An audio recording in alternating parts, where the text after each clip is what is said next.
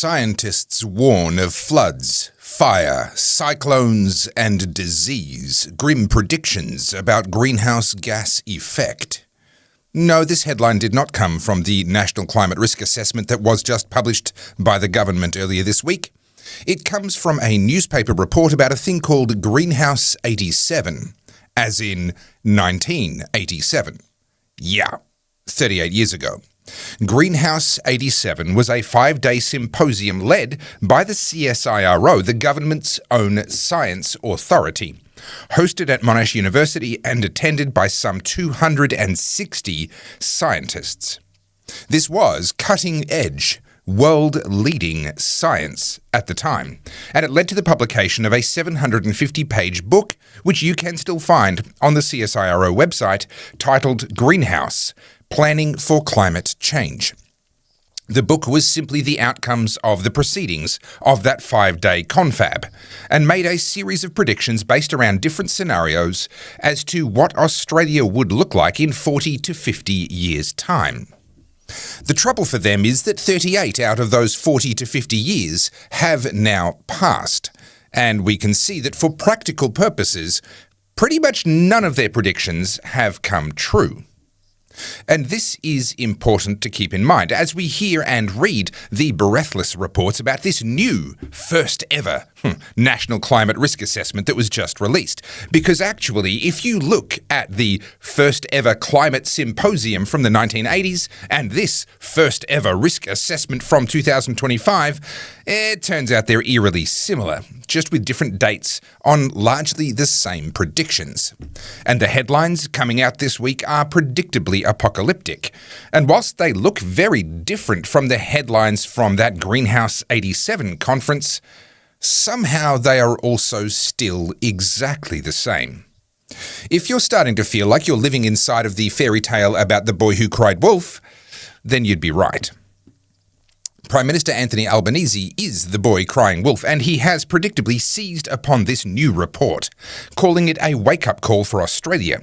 And Minister for Climate Change and Energy Chris Bowen has vowed to pursue ambitious emissions cuts that will make Australia proud, despite the fact that Australia will be going it pretty much alone, globally speaking, given that most of the developing world and an increasing number of the developed countries, including the USA, are no longer bothering to care about their CO2 emissions pretty much at all. Meaning that whatever Australia does with our emissions will, in scientific terms, achieve precisely 4/5 of fuck all.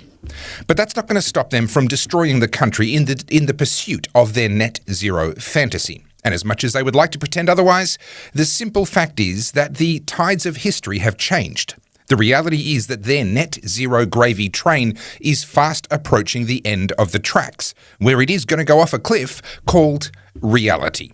More on that in a minute. But first, my name is Topher Field. This is the Topher Project, and I help busy people like you to make sense of the nonsense, to cut through the crap, and to keep up with the world as it changes around you. I am 100% viewer supported. So please, if you appreciate this sort of content being made by an Australian for Australians, then please help me to keep the Topher Project going by buying me a coffee via the button at topherfield.net. And if you like my videos, then you're going to love my books, which you can buy on Amazon if you search for Topher Field. Or if you'd like to buy my books as well as my DVDs and t-shirts and hoodies, the best place to do that is at goodpeoplebreakbadlaws.com. And everything that you buy will help me to keep doing what I do. Now, the parallels between this new assessment and the original Greenhouse 87 report are so obvious that even a politician should be able to see them, but apparently they can't.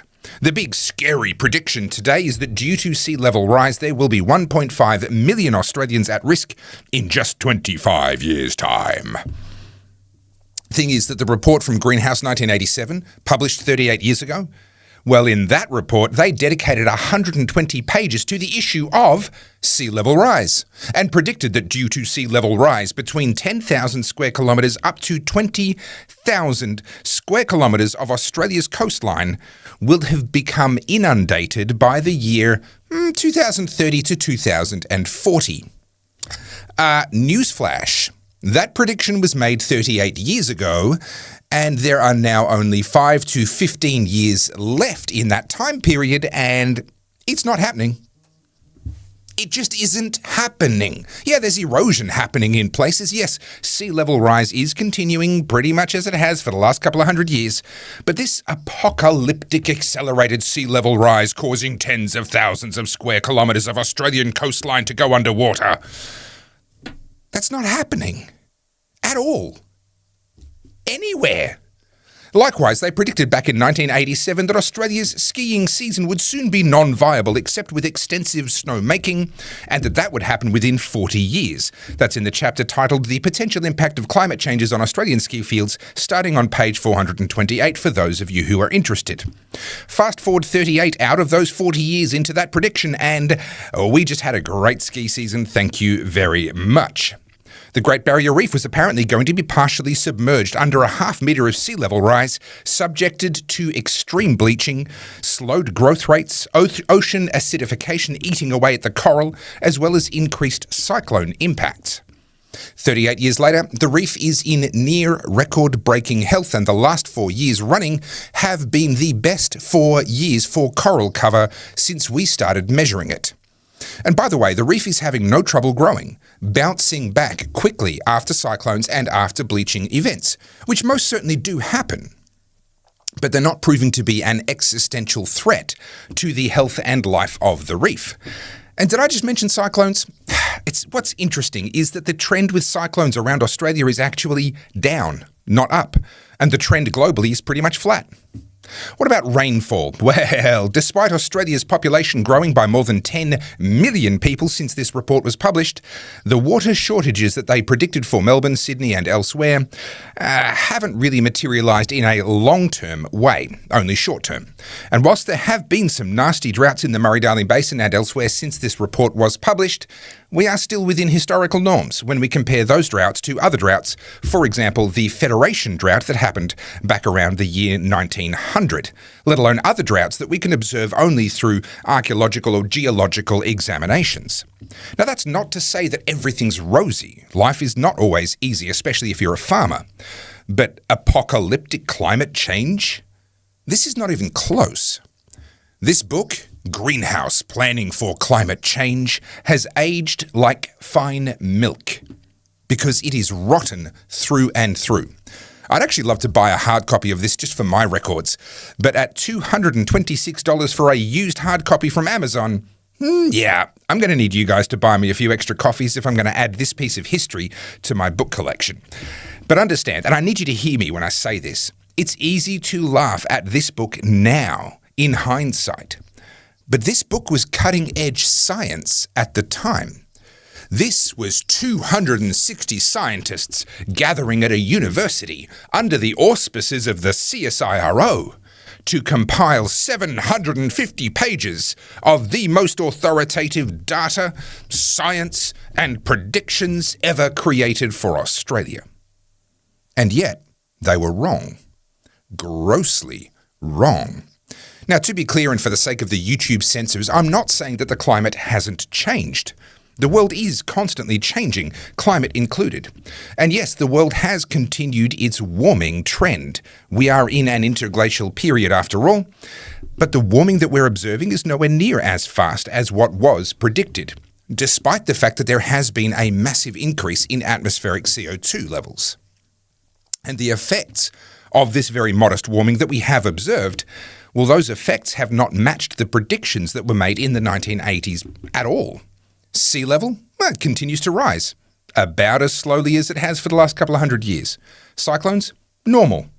Arctic and Antarctic ice cover, well, it's fluctuating within pretty much normal bounds given the slow warming trend that we are experiencing. The doom and gloom from the 1980s, as well as the doom and gloom from earlier this week, it's simply unjustified. Now, some people will try and claim that this time it's different. This report, this new report, it's the latest science. And they'll argue that we can't use the failed predictions from nearly 40 years ago against the scientists today. After all, that was 40 years ago. To which I reply, exactly. It was 40 years ago. It was long enough ago that we can actually ask and answer the question of whether they got their science right. Whether the gathering of 260 scientists backed by the Australian government's own CSIRO were even within a country mile of being accurate. And the answer is no. So the next question is, do we really have any reason to believe them when they say that this time it's different? And the answer, again, is no, because it's very clear that they have learned nothing from last time. May I remind you that they published a 750-page report with all the doom and gloom on full display. They got the headlines in the mass media, and they got the political response as well in the decades since, which has led us to where we are today. They got everything they wanted, except for the apocalypse that they predicted. Okay, so that's enough about that report from 1987. Let's get to the one from earlier this week. They are making pretty much all the same predictions, just with the details and the dates adjusted. And all I can say is, hey, let's get back together in another 38 years and compare notes then, shall we? The reason they want us to ignore their failed predictions from the past is so that we will be terrified of their new predictions from this week. And there's not much I can say about that other than what I've already said. However, there are a few key omissions and misdirections in this new report that are worth pointing out before I finish. Firstly, the authors claim that this report was not intended by them to inform what Australia's greenhouse gas emissions should be. This is an important detail because this is something known as the is-ought gap. Just because one thing is, well, it doesn't necessarily follow that we ought to do a specific thing about it. And that's a really important distinction. Even if you are a believer in CO2 being the gas of death instead of the gas of life, just because we can release a report predicting all kinds of doom from CO2, it doesn't automatically follow that Australia should impoverish itself to reduce our own CO2 emissions when there is nothing we can do about the fact that global emissions are continuing to rocket upwards. Just because it is doesn't mean that we ought. The atmosphere is shared globally, so even if you believe that CO2-driven climate change is, well, it doesn't automatically follow that we ought to cut our own CO2 emissions when globally emissions are just going to keep going up regardless. That's what the Australian Climate Service is saying when they say that this assessment report is not intended to inform Australian CO2 emissions targets.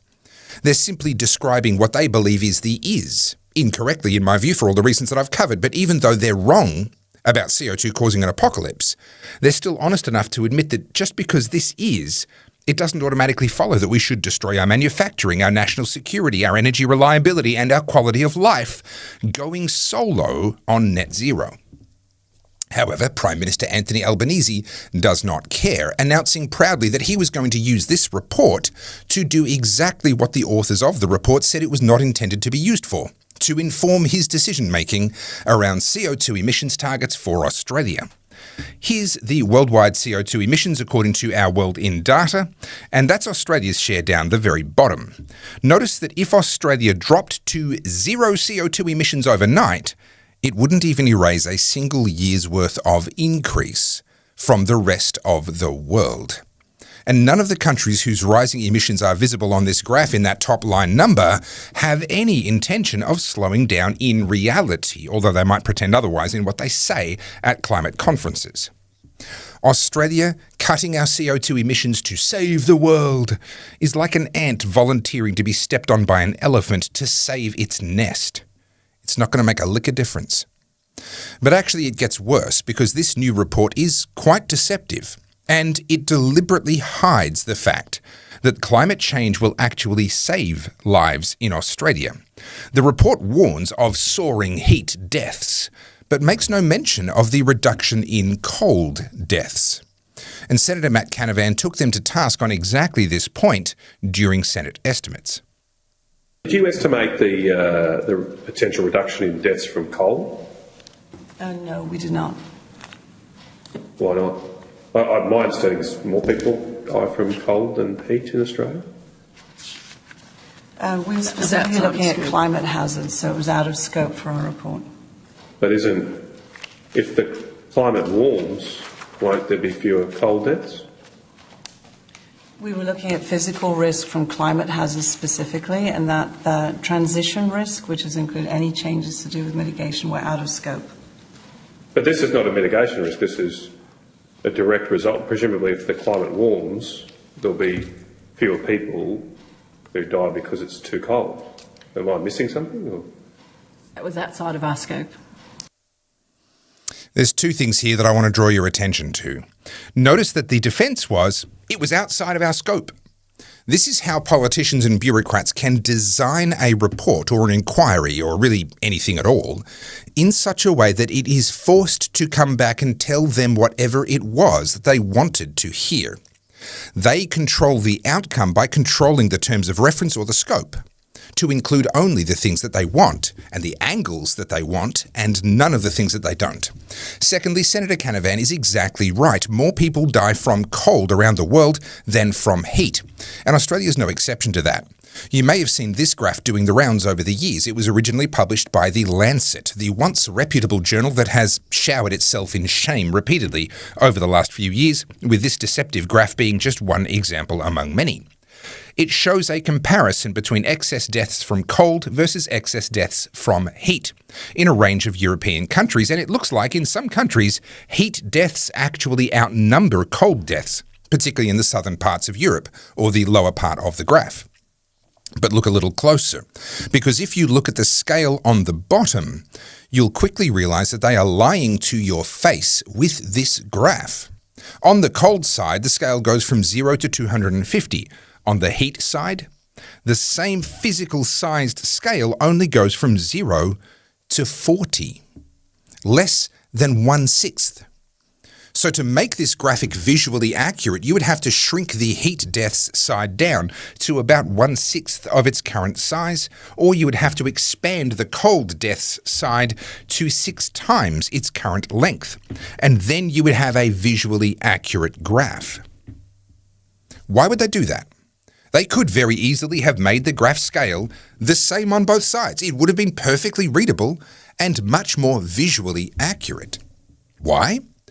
Well, because they didn't want it to be visually accurate. They wanted it to tell a story, and the story they're telling is that you should be afraid of heat. But as Matt Canavan rightly queried, isn't cold more dangerous? And if this report is going to be all apocalyptic about heat deaths, shouldn't it be honest about the fact that for every additional heat death, there will most probably be multiple cold deaths that are avoided? Or to say it another way, according to the data, global warming will probably save lives in Australia and not take them. The official reply? That's outside of our scope. How convenient. So let's sum up, shall we? The Prime Minister is going to use this assessment as an excuse to ram new emissions targets for Australia down our throats, claiming that we'll be proud of them, despite the fact that the predictions in this report are just rehashes of predictions from that failed 1987 report. And despite the fact that the report wasn't supposed to be used to inform emissions policy in any case.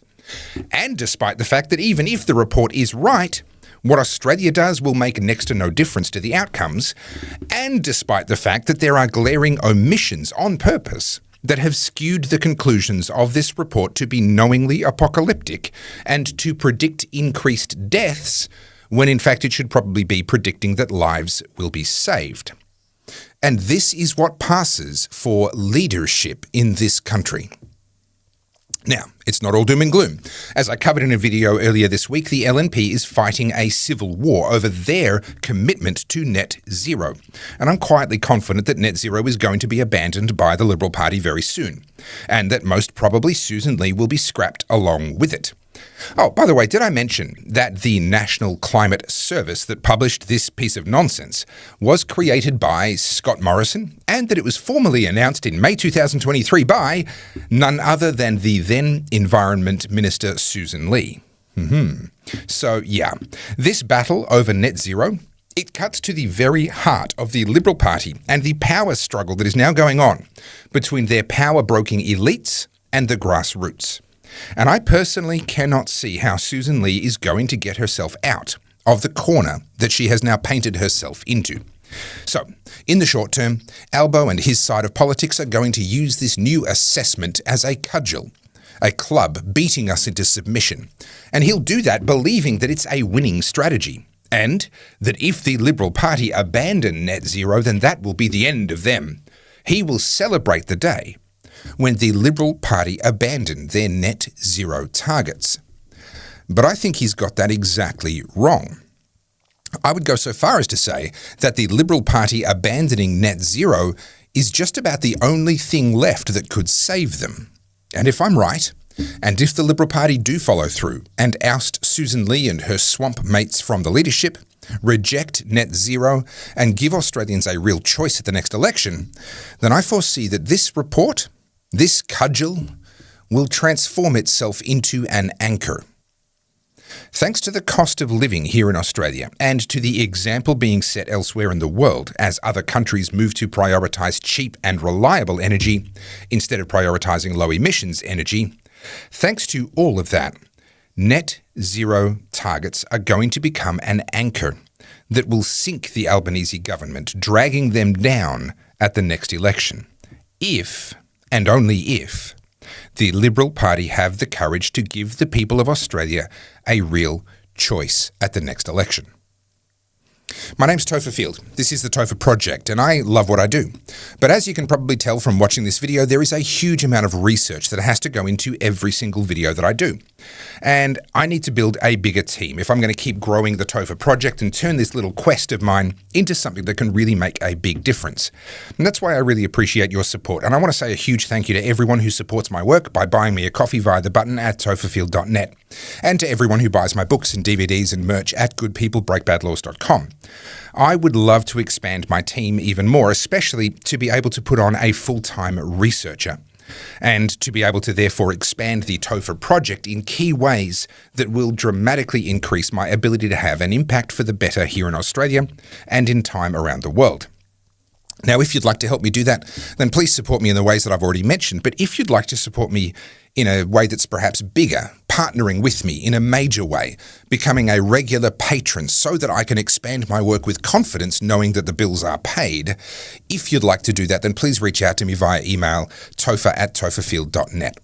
Thank you so much for watching to the end. Please like, subscribe, comment, and let me know how you see all of this playing out. Do you agree that the Liberals will abandon net zero?